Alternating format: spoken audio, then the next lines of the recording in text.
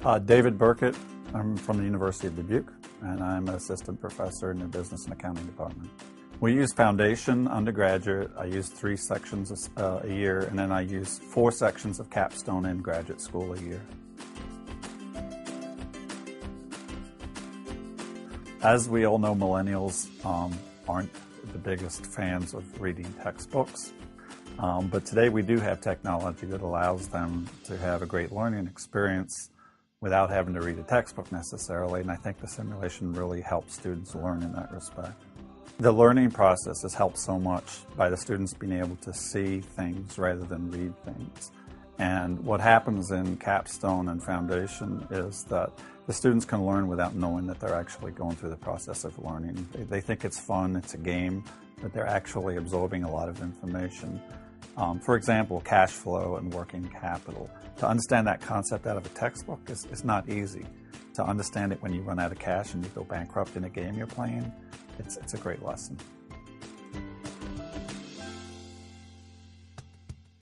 The customer support's been great, and never had anything that I couldn't get done when I wanted to.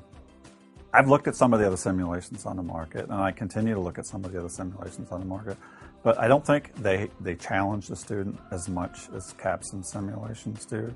And I don't think they offer real insights into how companies are put together, how the financing is put together, how the different functional parts of the businesses interact to make better decisions in a company, the way the Capsim simulations do. I assign students into teams, and I usually assign them to try and have some balance. But if I have a lot of students who aren't working hard, I tend to put them in the team together so they can't free ride on one of the other teams. Well, a couple of years ago I did this, and just to show there's no relationship between knowledge and acumen, this one student on my dog team, he picked it up and loved it.